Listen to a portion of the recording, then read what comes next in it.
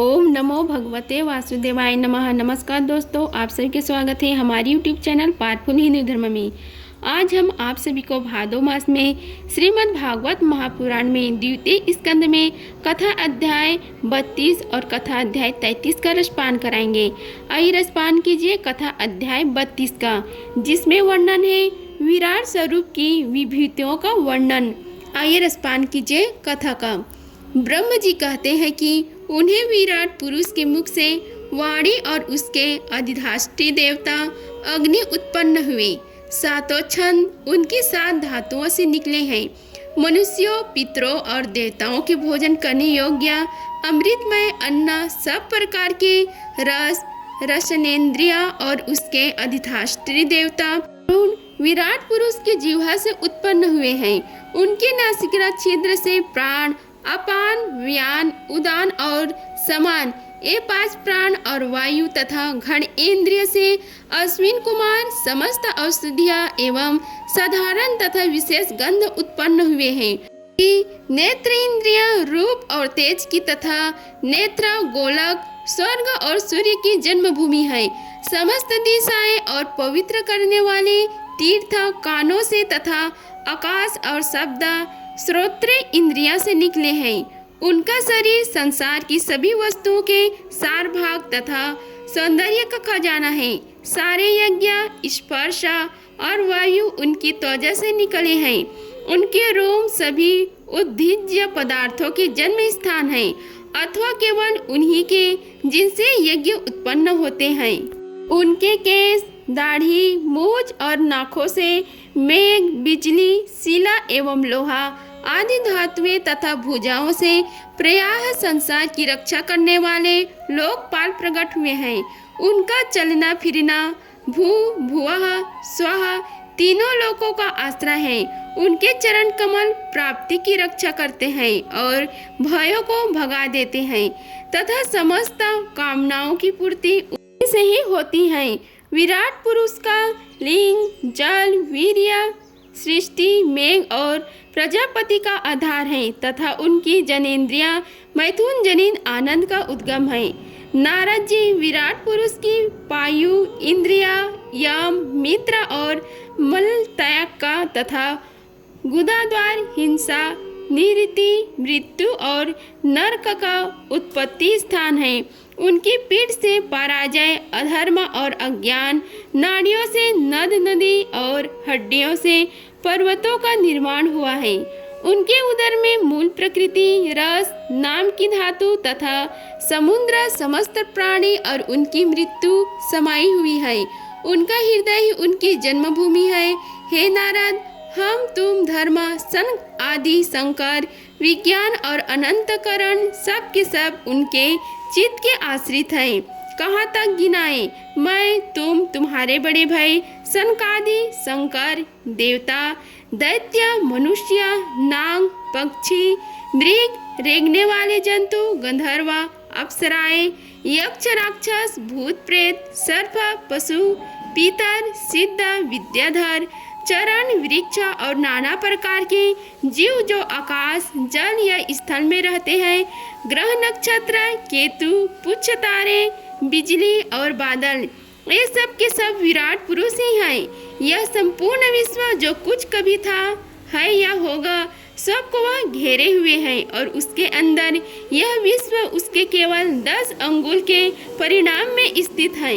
जैसे सूर्य अपने मंडल को प्रकाशित करते हुए ही बाहर भी प्रकाश फैलाते हैं, वैसे ही पुराण पुरुष परमात्मा भी संपूर्ण विराट विग्रह को प्रकाशित करते हुए ही उसके बाहर भीतर सर्वत्र एक रस प्रकाशित हो रहा है। हे मुनिवर, जो कुछ मनुष्य की क्रिया और संकल्प से बनता है उससे वह परे है और अमृत एवं अभय पद मोक्ष का स्वामी है। यही कारण है कि कोई भी उसकी महिमा का पार नहीं पा सकता। संपूर्ण लोग भगवान के एक पदम मात्रा अंश मात्र हैं तथा उनके अंश मात्रा लोकों में समस्त प्राणी निवास करते हैं। भूलोक, भुवलोक और स्वर्गलोक, ऊपर महालोक, उसके भी ऊपर जन, तप और सत्यलोक में कर्मशः अमृत, क्षेम एवं अभय का नित्य निवास है। जन, तप और सत्य इन तीनों लोकों में ब्रह्मचारी, वानप्रस्थ एवं सन्यासी निवास करते हैं। दीर्घकालीन ब्रह्मचर्य से रहित गृहस्थ भूलोक, भूअलोक और स्वर्गलोक के भीतर ही निवास करते हैं। शास्त्रों में दो मार्ग बतलाए गए हैं। एक है अविद्या रूप कर्म मार्ग जो सकाम पुरुष के लिए है, और दूसरा है उपासना रूप विद्या का मार्ग जो निष्काम उपासकों के लिए है। मनुष्य दोनों में से किसी एक का आश्रय लेकर भोग प्राप्त कराने वाले दक्षिण मार्ग से अथवा मोक्ष प्राप्त कराने वाले उत्तर मार्ग से यात्रा करता है, किंतु पुरुषोत्तम भगवान दोनों के आधारभूत हैं। जैसे सूर्य अपनी किरणों से सबको प्रकाशित करते हुए भी सबसे अलग है, वैसे ही जिन परमात्मा से इस अंड की और पंचभूत एकादश इंद्रियां एवं गुणमय विराट की उत्पत्ति हुई है, वे प्रभु ही इन समस्त वस्तुओं के अंदर और उनके रूप में रहते हुए भी उनसे सर्वथा अतीत हैं। जिस समय इस विराट पुरुष के नाभि कमल से मेरा जन्म हुआ, उस समय इस पुरुष के अंगों के अतिरिक्त मुझे और कोई भी यज्ञ की सामग्री नहीं मिली। तब मैंने उसके अंगों में ही यज्ञ, पशु, यूप, स्तंभ, कुश, यह यज्ञ भूमि और यज्ञ के योग उत्तम काल की कल्पना की। ऋषि श्रेष्ठ यज्ञ के लिए अवश्य पात्र आदि वस्तुएं, जौ, चावल आदि वस्तुएं, औषधि, घृत आदि स्नेह पदार्थ, छारस, लोहा, मिट्टी, जल, ऋक, यजु, साम, चतुर्होत्र, यज्ञों के नाम, मंत्र, दक्षिणा, व्रत, देवताओं के नाम, पद्धति ग्रंथ, संकल्प, तंत्र, अनुष्ठान की रीति, गति, मति, श्रद्धा, प्रायश्चित और समर्पण, यह समस्त यज्ञ सामग्री मैंने विराट पुरुष के अंगों से ही इकट्ठी की। इस प्रकार विराट पुरुष के अंगों से ही सारी सामग्री का संग्रह करके मैंने उन्हीं सामग्रियों से उन यज्ञ स्वरूप परमात्मा का यज्ञ के द्वारा यजन किया। तदंतर तुम्हारे बड़े भाई इन 9 प्रजापतियों ने अपने चित्त को पूर्ण समाहित करके विराट एवं अंतर्यामी रूप से स्थित उस पुरुष की आराधना की। इसके पश्चात समय समय पर मनु, ऋषि, पितर, देवता, दैत्य और मनुष्यों ने यज्ञों के द्वारा भगवान की आराधना की। हे नारद, यह संपूर्ण विश्व उन्हीं भगवान नारायण में स्थित है, जो स्वयं तो प्राकृत और गुणों से रहित है, परंतु सृष्टि के प्रारंभ में माया के द्वारा बहुत से गुण ग्रहण कर लेते हैं। उन्हीं की प्रेरणा से मैं इस संसार की रचना करता हूँ। उन्हीं के अधीन होकर रुद्र इसका संहार करते हैं और वे स्वयं ही विष्णु के रूप से इसका पालन करते हैं, क्योंकि उन्होंने सत्व, रज और तम की 3 शक्तियाँ स्वीकार कर रखी हैं। हे बेटा, जो कुछ तुमने पूछा था उसका उत्तर मैंने तुम्हें दे दिया। भाव या अभाव, कार्य या कारण के रूप में ही ऐसी कोई भी वस्तु नहीं है जो भावना से भिन्न हो। प्यारे नारद, मैं प्रेम पूर्ण एवं उत्कंठित हृदय से भगवान के स्मरण में मग्न रहता हूँ। इसी से मेरी वाणी कभी असत्य होती नहीं दिखती, मेरा मन कभी असत्य संकल्प नहीं करता और मेरी इंद्रियां भी कभी मर्यादा का उल्लंघन करके कुमार्ग में नहीं जाती। मैं वेद मूर्ति हूँ, मेरा जीवन तपस्यामय है। बड़े बड़े प्रजापति मेरी वंदना करते हैं और मैं उनका स्वामी हूँ। पहले मैंने बड़ी निष्ठा से योग का स्वरूगाग अनुष्ठान किया था, परंतु मैं अपने मूल कारण परमात्मा के स्वरूप को नहीं जान सका, क्योंकि वे तो एकमात्र भक्ति से ही प्राप्त होते हैं। मैं तो परम मंगलमय एवं शरण आए हुए भक्तों को जन्म मृत्यु से छुड़ाने वाले परम कल्याण स्वरूप भगवान के चरणों को ही नमस्कार करता हूँ। उनकी माया की शक्ति अपार है। जैसे आकाश अपने अंत को नहीं जानता, वैसे ही वे भी अपनी महिमा का विस्तार नहीं जानते। ऐसी स्थिति में दूसरे तो उसका पार पा ही कैसे सकते हैं। मैं, मेरे पुत्र, तुम लोग और शंकर जी भी उनके सत्य स्वरूप को नहीं जानते, तब दूसरे देवता तो उन्हें जान ही कैसे सकते हैं। हम सब इस प्रकार मोहित हो रहे हैं कि उनकी माया के द्वारा रचे हुए जगत को भी ठीक ठीक नहीं समझ सकते। अपनी अपनी बुद्धि के अनुसार ही अटकल लगाते हैं। हम लोग केवल जिनके अवतार की लीलाओं को गान ही करते रहते हैं, उनके तत्व को नहीं जानते। उन भगवान के श्री चरण में मैं नमस्कार करता हूँ। वे अजन्मा एवं पुरुषोत्तम हैं। प्रत्येक कल्प में वे स्वयं अपने आप में अपने आप की ही सृष्टि करते हैं, रक्षा करते हैं और संहार लेते हैं। वे माया के लेस से रहित केवल ज्ञान स्वरूप हैं और अंतर आत्मा में रूप में एक रस स्थित हैं। वे तीनों काल में सत्य एवं परिपूर्ण हैं, न उनका आदि है न अंत। वे तीनों गुणों से रहित सनातन एवं अद्वितीय हैं। हे नारद, महात्मा लोग जिस समय अपने अंतःकरण, इंद्रियां और शरीर को शांत कर लेते हैं, उस समय उनका साक्षात्कार करते हैं। परंतु जब असत्य पुरुषों के द्वारा कुतर्कों का जाल बिछाकर उनके ढक दिया जाता है, तब उनके दर्शन नहीं हो पाते। परमात्मा का पहला अवतार विराट पुरुष है। उसके सिवा काल, स्वभाव, कार्य, करण, मन, पंचभूत, अहंकार, तीनों गुण, इंद्रियां, ब्रह्मांड शरीर, उसका अभिमानी, स्थावर और जंगम जीव, सब के सब उन अनंत भगवान के ही रूप हैं। मैं, शंकर, विष्णु, दक्षा आदि ये प्रजापति, तुम और तुम्हारे जैसे अन्य भक्तजन, स्वर्गलोक के रक्षक, पक्षियों के राजा, मनुष्य लोक के राजा, नीचे के लोकों के राजा, गंधर्व, विद्याधर और चरणों के अधिनायक, यक्ष, राक्षस, सांप और नागों के स्वामी, महर्षि, पितृपति, दैत्येंद्र, सिद्धेश्वर, दानवराज और भी प्रेत, पिशाच, भूत, कुष्मांडा, जल जंतु, मृग और पक्षियों के स्वामी एवं संसार में और भी जितनी वस्तुएं ऐश्वर्य, तेज, इंद्र बल, मनोबल, शरीर बल या क्षमा से युक्त हैं, अथवा जो भी विशेष सौंदर्य, लज्जा, वैभव तथा विभूति से युक्त हैं, एवं जितने भी वस्तुएं अद्भुत वर्ण वाली, रूपवान या अरूप हैं, वे सब के सब परम तत्वमय भगवत स्वरूप ही हैं। हे नारद, इनके सिवाय परम पुरुष परमात्मा के परम पवित्र एवं प्रधान लीला अवतार भी शास्त्रों में वर्णित है। उनका मैं क्रमशः वर्णन करता हूँ। उनके चरित्र सुनने में बड़ा मधुर एवं श्रवण इंद्रियों के दोषों को दूर करने वाले हैं। तुम सावधान होकर उनका रस लो। इति श्री भागवत महापुराणे द्वितीय स्कंद में कथा अध्याय 32 का समाप्त हुआ।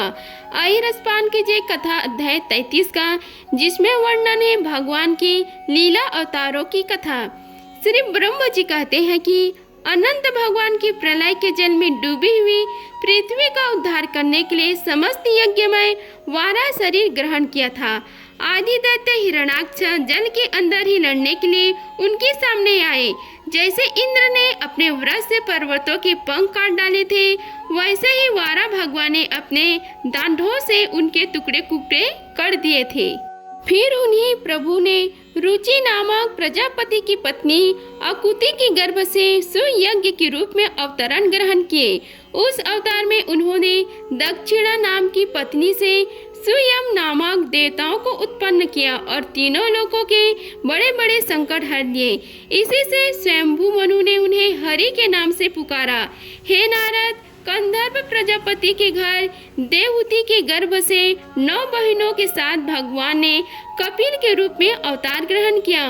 उन्होंने अपनी माता को उस आत्मज्ञान का उपदेश किया जिससे वे इसी जन्म में अपने हृदय के संपूर्ण मल तीनों गुणों की आसक्ति का सारा कीचड़ धोकर कपिल भगवान के वास्तविक रूप को स्वीकार प्राप्त हो गई। महर्षि अत्रि भगवान को पुत्र रूप में प्राप्त करना चाहते थे। उन प्रसन्न होकर भगवान ने उनसे एक दिन कहा कि मैंने अपने आप को तुम्हें दे दिया। इसी से अवतार लेने पर भगवान का नाम दत्तात्रेय पड़ा। उनके चरण कमलों में पराग से अपने शरीर को पवित्र करके राजा यदु और सहस्त्र अर्जुन आदि ने योग की, भोग और मोक्ष दोनों ही सिद्धियां प्राप्त की। हे नारद, सृष्टि के प्रारंभ में मैंने विविध लोकों को रचने की इच्छा से तपस्या की। मेरे उस अखंड तप से प्रसन्न होकर उन्होंने तब अर्थ वाले सन नाम से युक्त होकर सनक, सनंदन, सनातन और सनत कुमारों से रूप में अवतरण ग्रहण किया। इस अवतार में उन्होंने प्रलय के कारण पहले कल्प के भूले हुए आत्मज्ञान का ऋषियों के प्रति यथावत उपदेश किया, जिससे उन लोगों ने तत्काल परम तत्व को अपने हृदय में साक्षात्कार कर लिया। धर्म की पत्नी दक्ष कन्या मूर्ति के गर्भ से वे नर नारायण के रूप में प्रकट हुए। उनकी तपस्या का प्रभाव उन्हीं के जैसे है। इंद्र के भेजे हुए काम की सेना अप्सराएं उनके सामने जाते ही अपना स्वभाव खो बैठी। वे अपने हाव भाव से उन आत्मस्वरूप भगवान की तपस्या में विघ्न नहीं डाल सकी। हे नारद, शंकर आदि महानुभाव अपनी रोष भरी दृष्टि से कामदेव को जला देते हैं, परंतु अपने आप को जलाने वाले असह क्रोध को वे नहीं जला पाते। वही क्रोध नर नारायण के निर्मल हृदय में प्रवेश करने के पहले ही डर के मारे कांप जाता है, फिर भला उनके हृदय में काम का प्रवेश तो हो ही कैसे सकता है। अपने पिता राजा उतानपाद के पास बैठे हुए 5 वर्ष के बालक ध्रुव को उनकी सौतेली माता सुरुचि ने अपने वचन बाणों से भेद दिया था। इतनी छोटी अवस्था होने पर भी वे उस ग्लानि तपस्या करने के लिए वन में चला गए। उनकी प्रार्थना से प्रसन्न होकर भगवान प्रकट हुए और उन्होंने ध्रुव को ध्रुव पद का वरदान दिया। आज भी ध्रुव के ऊपर नीचे प्रदक्षिणा करते हुए दिव्य महर्षिगण उनकी स्तुति करते रहते हैं। कुमार्गगामी वेन का ऐश्वर्य और परुष ब्राह्मणों के हुंकार रूपी व्रत से जलकर भस्म हो गया। वह नरक में गिरने लगा। ऋषियों की प्रार्थना पर भगवान ने उनके शरीर मंथन से पृथ्वी के रूप में अवतारण धारण कर उसे नरकों से उबारा और इस प्रकार पुत्र शब्द को चरितार्थ किया। उसी अवतार में पृथ्वी को गाय बनाकर उन्होंने उससे जगत के लिए समस्त औषधियों का दोहन किया। राजा नाभि की पत्नी सुदेवी की गर्भ से भगवान ने ऋषभ देव के रूप में जन्म लिया। इस अवतार में समस्त आसक्तियों से रहित रहकर अपनी इंद्रियां और मन को अत्यंत शांत करके एवं अपने स्वरूप में स्थित होकर समदर्शन के रूप में उन्होंने जड़ों की भांति योगचार्य का आचरण किया। इसी स्थिति में महर्षि लोग परमहंस पद अथवा भूतचार्य कहते हैं। इसके बाद स्वयं ही उन्हें यज्ञ पुरुष मेरे यज्ञ में स्वर्ण के समान कांति वाले हग्रीव के रूप में अवतरण ग्रहण किया। भगवान के यह विग्रह वेदमय, यज्ञमय और सर्वदेवमय है। उन्हीं की नासिका से श्वास के रूप में वेदवाणी प्रकट हुई है। चक्षुष मनवंतर के अंत में भावी मनु सत्यव्रत ने मत्स्य रूप में भगवान को प्राप्त किया था। उस समय पृथ्वी रूप नौका के आश्रय होने के कारण वे ही समस्त जीव के आश्रय बने। प्रलय के उस भयंकर जल में मेरी मुख से गिरे हुए वेदों को लेकर वे उसी में विहार करते रहे। जब मुख्य देवता और दानव अमृत की प्राप्ति के लिए क्षीर सागर के मत रहे थे, तब भगवान ने कच्छप के रूप में अपनी पीठ पर मंदराचल धारण किया। उस समय पर्वत के घूमने के कारण उसकी रगड़ से उनकी पीठ की खुजलाहट थोड़ी मिट गई, जिससे वे कुछ क्षणों तक सुख की नींद सो सके। देवताओं का महान भय मिटाने के लिए उन्होंने नरसिंह का रूप धारण किया। फड़कती हुई बाहों और तीखी दाढ़ों से उनका मुख बड़ा भयानक लगता था। हिरण्यकश्यप उन्हें देखते ही हाथ में गदा लेकर उन पर टूट पड़ा। इस पर भगवान नरसिंह ने दूर से ही उसे पकड़कर अपनी जंघों पर डाल दिया और उसके छटपटाते रहने पर भी अपने नाकों से उसका पेट फाड़ डाला। बड़े भारी सरोवर में महाबली ग्रह ने गजेंद्र का पैर पकड़ लिया था। जब बहुत थक हार कर वह घबरा गया, तब उसने अपनी सूंड में कमल लेकर भगवान को पुकारा। हे आदि पुरुष, हे समस्त लोकों के स्वामी, हे श्रवण मात्र से कल्याण करने वाले। उसकी पुकार सुनकर अनंत शक्ति भगवान चक्र प्राणी गरुड़ की पीठ पर चढ़कर वहां आए और अपने चक्र से उन्होंने ग्रह का मस्तक उखाड़ डाला। इस प्रकार कृपा परवश भगवान ने अपने शरणागत गजेंद्र की सूंड पकड़कर उस विपत्ति से उसका उद्धार किया। भगवान वामन अदिति के पुत्र में सबसे छोटे थे, परंतु गुणों की दृष्टि से वे सबसे बड़े थे, क्योंकि यज्ञ पुरुष भगवान ने इस अवतार में बलि के संकल्प छोड़ते ही संपूर्ण लोगों को अपने चरणों से ही नाप लिया था। वामन बनकर उन्होंने 3 पग पृथ्वी के बहाने बलि से सारी पृथ्वी ले तो ली, परंतु इससे यह बात सिद्ध कर दी कि सन्मार्ग पर चलने वाले पुरुषों को याचना के सिवा और किसी उपाय से समर्थ पुरुष भी अपने स्थान से नहीं हटा सकते, ऐश्वर्य से च्युत नहीं कर सकते। दैत्यराज बलि ने अपने सिर पर स्वयं वामन भगवान का चरण अमृत धारण किया था। ऐसी स्थिति में उन्हें जो देवताओं के राजा इंद्र की पदवी मिली, इसमें कोई बालिका पुरुषार्थ नहीं था। अपने गुरु शुक्राचार्य के मना करने पर भी वे अपनी प्रतिज्ञा के विपरीत कुछ भी करने को तैयार नहीं हुए, और तो क्या भगवान का तीसरा पग पूरा करने के लिए उनके चरणों में सिर रखकर उन्होंने अपने आप को भी समर्पित कर दिया। हे नारद, तुम्हारे अत्यंत प्रेम भाव से परम प्रसन्न होकर हंस के रूप में भगवान ने तुम्हें योग, ज्ञान और आत्म तत्व को प्रकाशित करने वाले भागवत धर्म का उपदेश किया। वह केवल भगवान के शरणागत भक्तों को ही सुगमता से प्राप्त होता है। वे ही भगवान स्वयंभू आदि मनवंतरों में मनु के रूप में अवतार लेकर मनुवंश की रक्षा करते हुए दसों दिशाओं में अपने सुदर्शन चक्र के समान तेज से बरोक टोक निष्कटाक राज्य करते हैं।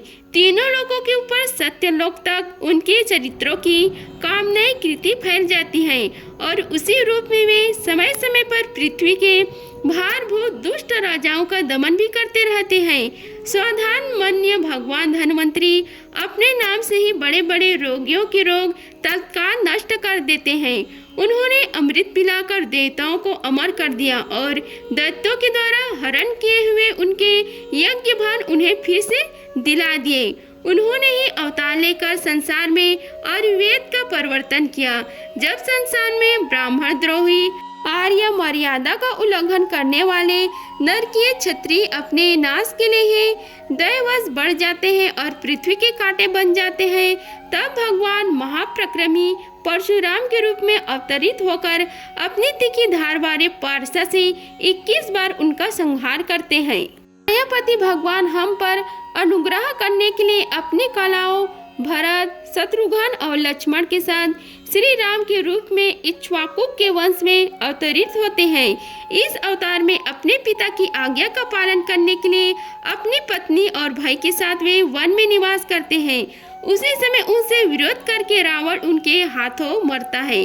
त्रिपुर विमान को जलाने के लिए उद्दत शंकर के समान जिस समय भगवान राम शत्रु की नगरी लंका को भस्म करने के लिए समुद्र तट पर पहुंचते हैं, उस समय सीता की वियोग के कारण बढ़ी हुई क्रोध अग्नि से उनकी आंख इतने लाल हो जाती है कि उनकी दृष्टि से ही समुद्र के मगरमच्छ, सांप और ग्राहा आदि जो जलने लगते हैं और भय से थर-थर कांपता हुआ समुद्र तट पर उन्हें मार्ग दे देता है। जब रावण की कठोर छाती से टकराकर इंद्र के वाहन ऐरावत के दांत चूर-चूर होकर चारों ओर फैल गए थे, जिससे दिशाएं सफेद हो गई थी, तब दिग्विजयी रावण घमंड से फूलकर हंसने लगा था। वही रावण जब श्री रामचंद्र जी की पत्नी सीता जी को चुरा कर ले जाते हैं और लड़ाई के मैदान में उनसे लड़ने के लिए गौरवपूर्वक आता है, तब भगवान श्री राम के धनुष की टंकार से ही उनका वह घमंड प्राणों के साथ तत्क्षण विलीन हो जाता है। जिस समय झुंड के झुंड दैत्य पृथ्वी को रौंद डालने लगे, उस समय उसका भार उतारने के लिए भगवान अपने सफेद और काले केशों से बलराम और श्री कृष्ण के रूप में कला अवतार ग्रहण करेंगे। वे अपनी महिमा को प्रकट कराने वाले इतने अद्भुत चरित्र करेंगे कि संसार के मनुष्य उनकी लीलाओं का रहस्य बिल्कुल नहीं समझ सकेंगे। बचपन में ही पुतना के प्राण हर लेना, 3 महीने की अवस्था में पैर उछालकर बड़ा भारी छकड़ा उठल देना और घुटनों के बल चलते चलते आकाश को छूने वाले यमराज अर्जुन वृक्षों के बीच में जाकर उन्हें उखाड़ डालना, ये सब ऐसे कर्म में है जिन्हें भगवान के सिवा और कोई नहीं कर सकता। जब कली नाग के विष से दूषित हुआ यमुना जल पीकर बछड़े और गोप बालक मर जाएंगे, तब वे अपनी सुधामयी कृपा दृष्टि की वर्षा ही उन्हें जीवित कर देंगे और यमुना जल को शुद्ध करने के लिए वे उसमें विहार करेंगे तथा विष की शक्ति से जीभ लपटाते हुए कलिया नाग को वहां से निकाल देंगे। उस दिन रात को जब सब लोग वही यमुना तट पर सो जाएंगे और दवा अग्नि से आसपास का मूंछ का वन चारों ओर से जलने लगेगा, तब बलराम जी के साथ वे प्राण प्रकटों में पड़े हुए व्रजवासियों को भी उनकी आंखें बंद कराकर उस अग्नि से बचा लेंगे।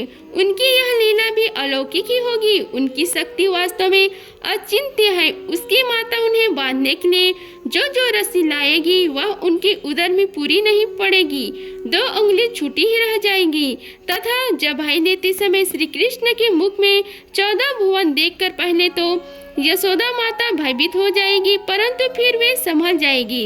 वे नंद बाबा को अजगर के भय से और वरुण के पास से छुड़ाएंगे। मैं दानव का पुत्र व्योमासुर जब गोपाल बालकों को पहाड़ की गुफा में बंद कर देगा, तब वे ही उन्हें वहां से बचा लाएंगे।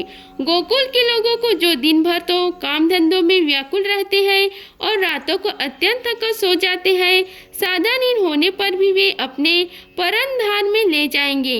निष्पाप नारद जब श्री कृष्ण की सलाहवें गोप लोग इंद्र यज्ञ बंद कर देंगे, तब इंद्र ब्रज भूमि का नाश करने के लिए चारों ओर से मूलाधार वर्षा करने के लिए उससे उनकी तथा उनकी पशुओं की रक्षा करने के लिए भगवान कृपावश वो 7 वर्ष की अवस्था में ही 7 दिनों तक गोवर्धन पर्वत को एक ही हाथ से छत्रक पुष्प कुकर मुत्ते की तरह खेल खेल में ही धारण किए करेंगे।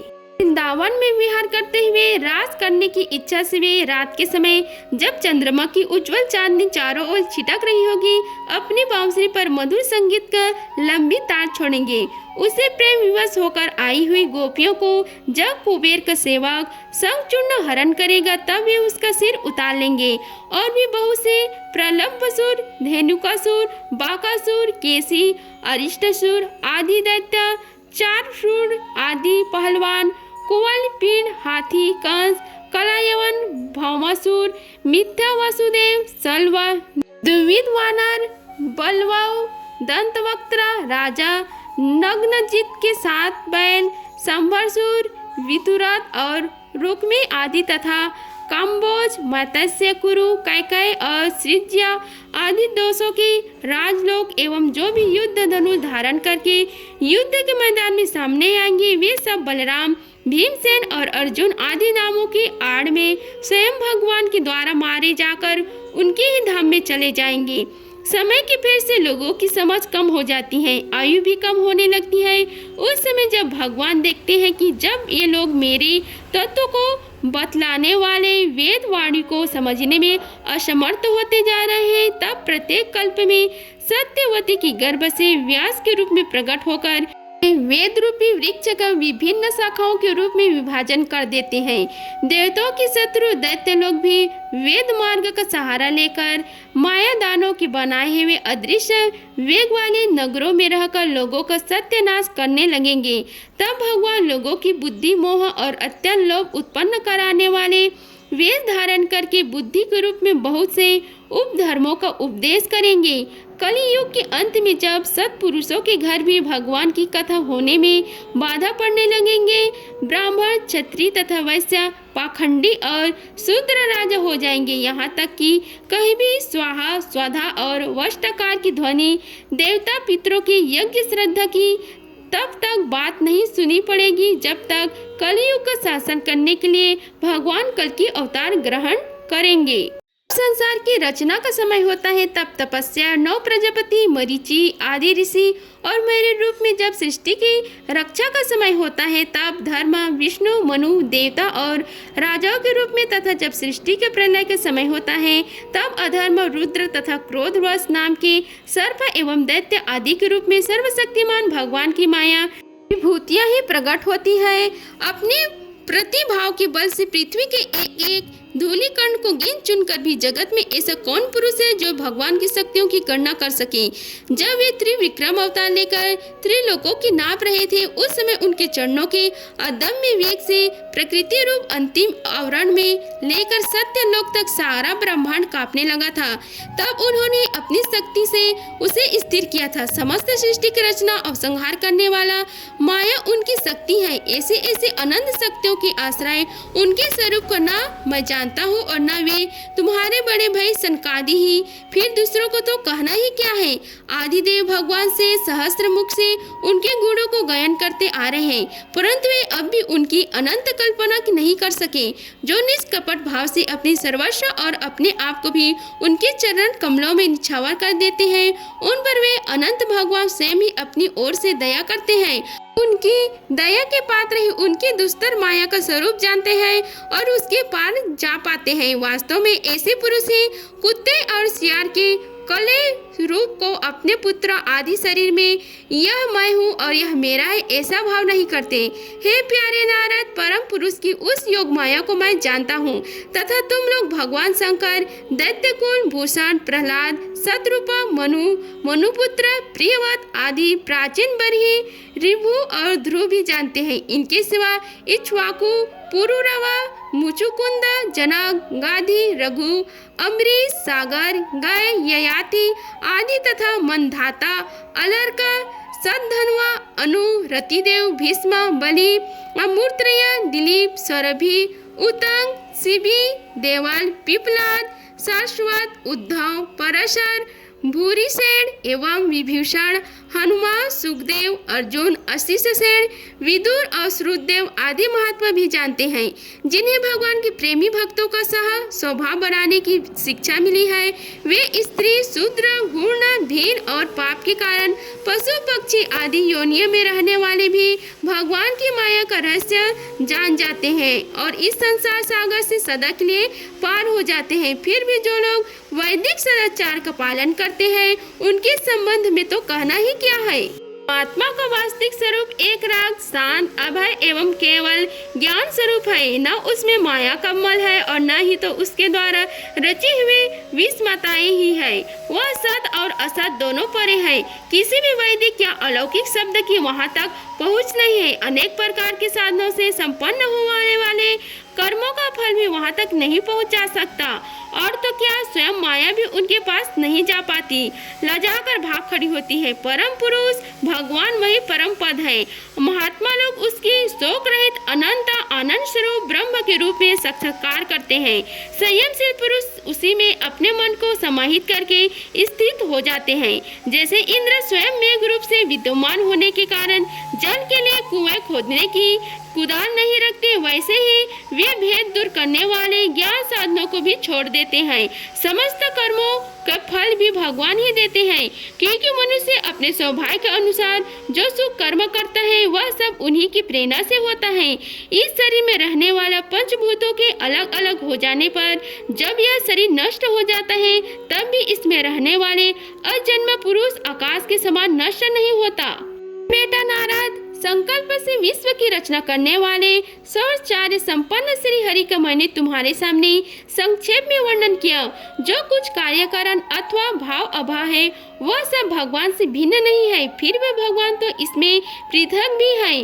भगवान ने मुझे जो उपदेश किया था वह यही भागवत है। इसमें भगवान की विभूतियों का संक्षिप्त वर्णन है। तुम इसका विस्तार करो।